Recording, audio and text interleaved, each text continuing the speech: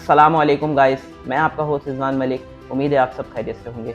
आज का हमारा टॉपिक बिज़नेस कैसे शुरू किया जाए, जो मेरी पर्सनल लाइफ से मुतल्लिक होगा कि बिज़नेस शुरू करते हुए किन किन मुश्किलात का सामना करना पड़ता है, बिज़नेस करने के लिए इन्वेस्टमेंट कहाँ से आती है, बिज़नेस को किन चीज़ों से बूस्ट मिलता है, अगर मैं आज बिज़नेस नहीं करता तो मैं कहाँ होता, बिज़नेस करने से मुझे क्या क्या हासिल हुआ, मेरे फ्यूचर्स प्लान्स क्या है, ये सब चीज़ें आज हम डिटेल में डिस्कस करेंगे। चले हम अपनी वीडियो स्टार्ट करते हैं। तो गाइस, सबसे पहले मैं आपको अपना बैकग्राउंड बताऊंगा। बताने का मकसद सिर्फ इस वजह से ताकि जो चीज़ मैं कर सकता हूँ वो आप क्यों नहीं। मैं एक बहुत ही लोअर क्लास फैमिली से बिलोंग करता था। मैंने अपनी पहली जॉब 2016 में करी 12,000 रुपये की ऑटो पार्ट्स कंपनी में। देन फिर मुझे एक इलेक्ट्रिक सप्लायर कंपनी हमारी कराची की, वहाँ से ऑफ़र आ गई थी 2017 में, और उस टाइम मेरी सैलरी थी 18,000 रुपये। देन फिर मुझे एक इस्लामाबाद की हमारी ऑयल फील्ड की कंपनी है, वहाँ से ऑफ़र आ गई थी, और उस टाइम मेरी सैलरी थी 25,000। बेसिकली मेरी जो ज़िंदगी का टर्निंग पॉइंट था वो वही था, क्योंकि इससे पहले मैंने जितनी भी जॉब करी थी वहाँ मैंने टाइम पास करा था, जो सच है। तो मुझे कभी फील ही नहीं हुआ, रियलाइज़ ही नहीं हुआ कि कारोबार करना चाहिए, बिज़नेस करना चाहिए। जब मुझे ऑयल फील्ड की कंपनी से जब ऑफ़र आई सर्विसेज कंपनी से, वहाँ हमारी इतनी ज़्यादा टफ जॉब थी कि हम 36 आवर कंटिन्यूसली जॉब करते थे। वहाँ सर्दी गर्मी बारिश वगैरह कुछ नहीं देखी जाती थी। मैं कराची का रहने वाला, मुझसे गर्मी तो बर्दाश्त हो सकती है, मुझसे सर्दी बर्दाश्त नहीं होती थी। और वहाँ कोहाट का ओपन इन्वायरमेंट की, जो भाई ऑयल फील्ड से बिलोंग करते हैं वो बखूबी जानते होंगे कि ऑयल फील्ड के इन्वायरमेंट कैसा होता है। वो ओपन इन्वायरमेंट होता है, वहाँ सख्त सर्दी होती थी और बारिशों में भी काम करना पड़ता था। दूसरा कि आपकी सोशल लाइफ बिल्कुल कट ऑफ हो जाती थी। कोई रिलेशनशिप नहीं, कोई दोस्ती यारी नहीं, कोई आउटिंग नहीं। हत्ता कि मुझे अगर अपनी वालदा से भी बात करनी होती थी तो वहाँ एक बहुत ऊंची पहाड़ी थी, वो 1 घंटे की पहाड़ी में तय करके ऊपर चढ़ के एक एक सिग्नल पे मैं हेलो हेलो करता था, क्योंकि सिग्नल तो आते नहीं थे। तो मेरी वालदा तक से मेरी बात नहीं हो पाती थी। देन मुझे रियलाइज़ हुआ कि यार इतनी स्ट्रगलिंग मैं कर रहा हूँ यहाँ पर, इतनी मेहनत कर रहा हूँ मैं, अगर इतनी मेहनत मैं अपने बिज़नेस में कर लूँ तो फिर इससे तो ज़्यादा ही कमा लूँगा। वहाँ फिर मैंने सोचा कि यार क्यों ना अपना बिज़नेस शुरू किया जाए, कि अगर बिज़नेस में अगर ना भी कमा पाया इतना, तो कम से कम खुश तो रहूँगा। देन फिर मैंने बिज़नेस स्टार्ट करने का फ़ैसला करा। जब मैंने बिज़नेस स्टार्ट करने का फ़ैसला किया तो मेरे पास सेविंग ही नहीं थी इतनी, क्योंकि मैंने कोई अप्रॉक्सिमेटली 1 लाख रुपए की सेविंग करी थी। अब 1 लाख की सेविंग से मैं कुछ क्या करता? तो फिर मैंने जो जितनी सर्चिंग करी उस हिसाब से मुझे पता चला कि यार अगर देसी मुर्गियों का काम करें तो आप उसमें अच्छी अर्निंग हो जाती है। तो तकरीबन 2018 के एंड चल रहा था, उस टाइम मैंने देसी मुर्गियों की काम स्टार्ट कर दिया, और अल्हम्दुलिल्लाह मैं अपनी सैलरी से अच्छा ही कमाने लगा। मेरी सैलरी थी 25,000, और उस टाइम सर इत्तेफाक की बात है कि सर्दियाँ चल रही थी, तो देसी मुर्गी का भी जो है वो काम बड़ा हाई अपनी हाइप पर था।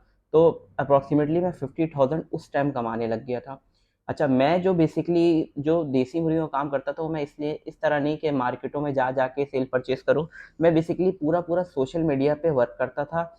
मैं उन लोगों को हिट करता था जो लोग अपना सेटअप ख़त्म करना चाह रहे होते थे, और उन लोगों को अप्रोच करता था जो लोग अपना सेटअप, मतलब जिसका सेटअप ख़त्म हो रहा है उससे परचेज़ करता था, और जो सेटअप डालना चाहता था उसको सेल आउट कर देता था। इससे मेरी एक अच्छी अर्निंग हो रही थी, और मैंने अपनी सोशल मीडिया पर बहुत अच्छी गिरफ्त रखी हुई थी। फिर जो मेरे बड़े भाई हैं उन्होंने मुझे बुलाया और उन्होंने मुझे कहा कि भाई तुम इतनी अच्छी मार्केटिंग कर लेते हो तो तुम मुर्गियों का काम क्यों कर रहे हो, तुम प्रॉपर्टी का काम कर लो। तो उस टाइम तो मुझे नहीं समझ में आया, मैंने बोला नहीं मुझे नहीं समझ आ रहा। देन फिर मैं आहिस्ता आहिस्ता 2-4 मरतबा जब उन्होंने मुझे समझाया तो फिर मैंने उनसे बैठ के डिस्कस करा, तो फिर उन्होंने कहा भाई उनके पास सेविंग्स थी, क्योंकि वो बेसिकली बड़े भाई थे, वो एक अरसे से जॉब कर रहे थे, पर उनके पास टाइम नहीं था क्योंकि वो फैमिली वाले बंदे थे। तो वो अपनी जॉब लेफ्ट करने का रिस्क नहीं ले सकते थे, क्योंकि वो एक अच्छी मल्टीनेशनल कंपनी में जॉब करते थे, उनकी 2+ अर्निंग थी। तो इस वजह से फिर उन्होंने मुझे बुलाया, तो जब मैंने उनसे डिस्कस करा तो उन्होंने बोला मैं अपनी सेविंग लगाने को तैयार हूँ, तुम अपना टाइम दो, बाकी नसीब। तो उस टाइम अच्छा, बेसिकली जो है वो भी मैं आपको आगे चल के बताऊंगा कि उन्होंने मुझे अप्रोच क्यों किया, उसका भी मैं रीज़न आपको आगे चल के बताऊंगा। तो इस तरह मैंने अपना कारोबार शुरू किया। फिर हमने एक प्राइवेट बिल्डर है, उनकी हमने डीलरशिप स्टार्ट की, और ऑफिस अपना बनाया, और बिजनेस स्टार्ट कर लिया रियल इस्टेट का, जिसमें हमारा तकरीबन 10 लाख रुपए तकरीबन एक्सपेंस लगा। ये थी मेरी स्टार्टअप बिजनेस की जिस तरह मैंने करा। फिर आ जाते हैं कि मैंने अपने बिज़नेस को बूस्ट किस तरह दिया।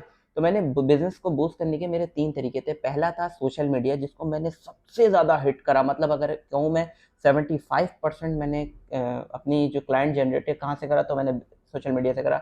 जिसमें मैंने फेसबुक मार्केटिंग करी, इंस्टाग्राम मार्केटिंग करी, व्हाट्सएप मार्केटिंग करी, ओएलएक्स, ज़मीन, बेइंतहा वेबसाइट पे हर जगह मैंने अप्रोच रखा अपना, हर जगह मैंने अपने एड्स डाले ताकि मुझे वहाँ से लोग अप्रोच कर सकें।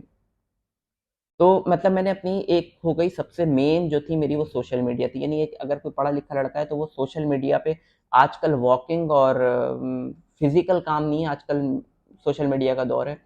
देन जो सेकंड वे था मेरा, वो थे मेरे ब्रोकर एजेंट्स वगैरह, जो मेरे ब्रोकर एजेंट वगैरह होते हैं, उनके ज़रिए से मैंने काफ़ी अर्निंग करी। और थर्ड मेरे लिंक्स, यानी ये कह लें कि जिन लोगों को मैंने प्लॉट सेल करा, उन लोगों से मेरी इतनी अच्छी बॉन्डिंग थी कि उन्होंने अपने ताया, मामू, चाचा, भाई, बहन, कज़न सबको ला के प्लॉट दिलवाया। फिर उसमें भी उनकी भी थोड़ी बहुत शेयरिंग हो जाती थी, तो वो भी खुश हो जाते थे। तो ये 3 वेज़ थे जिसके ज़रिए से मैंने अपना बिज़नेस बूस्ट करा। अब आ जाते हैं आगे कि भई अ, मैं अगर बिज़नेस स्टार्ट नहीं करता तो मैं कहाँ होता, और बिज़नेस स्टार्ट करने की वजह से कहाँ हूँ।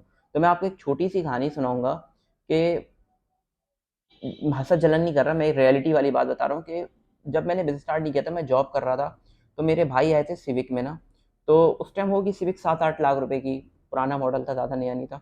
तो मैंने सिर्फ़ सिविक को 7-8 लाख रुपए देख के मैंने अपनी सैलरी से कैलकुलेशन करी थी कि यार 25,000 रुपए मेरी सैलरी है, इस 25,000 में मैं अपने घर में खर्च देता हूँ, अपनी छोटी-मोटी ख्वाहिशात पूरी करता हूँ, तो एट द एंड सेविंग मेरी 2-4-5,000 रुपए बचती है, जो वो भी ना होने के बराबर कि अगर 2-4-6 महीने बाद कोई आईफ़ोन का शौक चढ़ गया तो उसमें ख़त्म, बाइक का शौक चढ़ गया तो वो बाइक में ख़त्म, तो कुछ भी नहीं हो पाती थी सेविंग। तो ये गाड़ी मैं क्या 20 साल बाद जाके खरीद पाऊँगा? तो मैंने सिर्फ़ एक एक वो किया था, कैलकुलेशन करी थी। आज अल्हम्दुलिल्लाह मेरे पास अपनी गाड़ी, घर, अपना ऑफ़िस, अपनी शॉप्स, हर कुछ मेरा अल्हम्दुलिल्लाह सब अपना है, सब सेटल्ड है। मेरे अल्हम्दुलिल्लाह 2 ऑफ़िसेज़ हैं, 8 के करीब मेरे एम्प्लॉइज़ हैं, एक अच्छा मैं अब सेटअप रन कर रहा हूँ। जबकि अगर मैं जॉब कर रहा होता तो शायद अभी तक मैं वो सिविक भी ना ले पाता। ये चीज़ हो गई कि मेरे पास क्या था और क्या नहीं। मेरे आगे का जो फ्यूचर प्लान यही है कि मैं जो अपना ऑफ़िस हैं, वो 2 ऑफ़िसेज़ से 4 ऑफ़िसेज़ करूँ।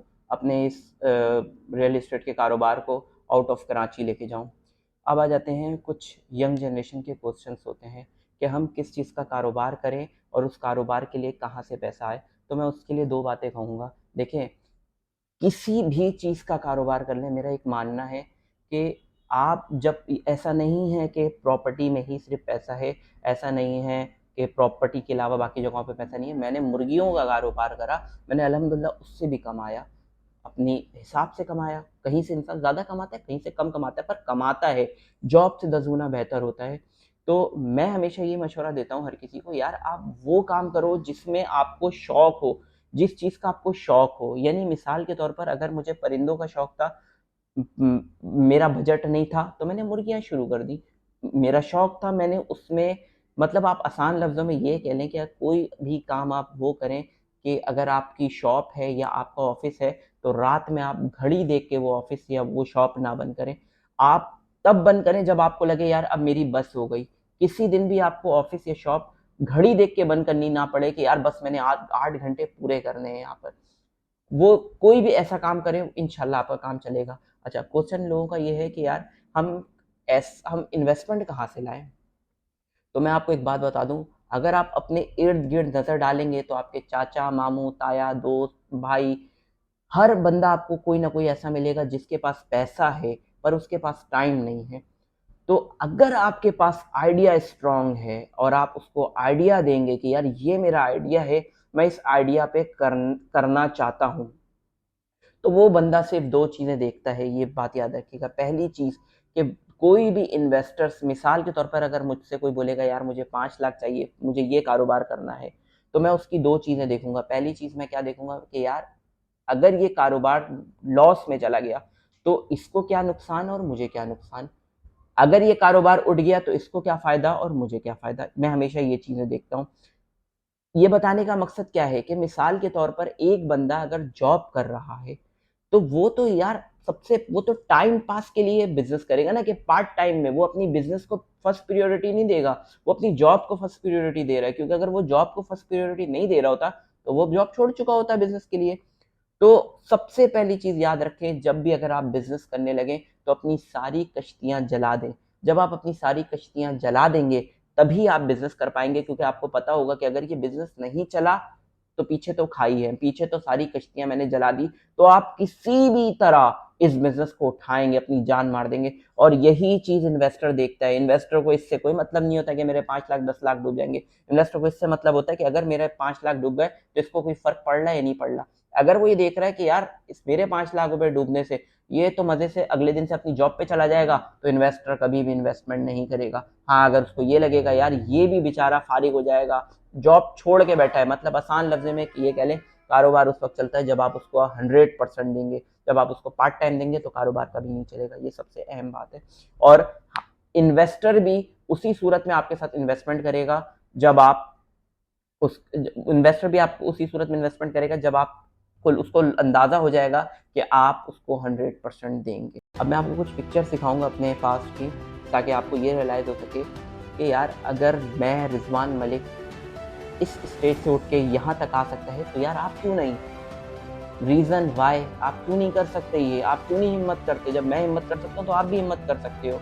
तो ये चीज़ें जो जितनी मुझे पॉइंट समझ में आते थे अपने बिजनेस के सिलसिले में, मैं यही चाहता था कि वो आप लोग तक कन्वे हो, ताकि आप लोगों का भी फ़ायदा हो सके। बाकी इंशाल्लाह अगली वीडियो में नए टॉपिक के साथ मुलाकात होगी। जब तक के लिए अल्लाह हाफ़िज़।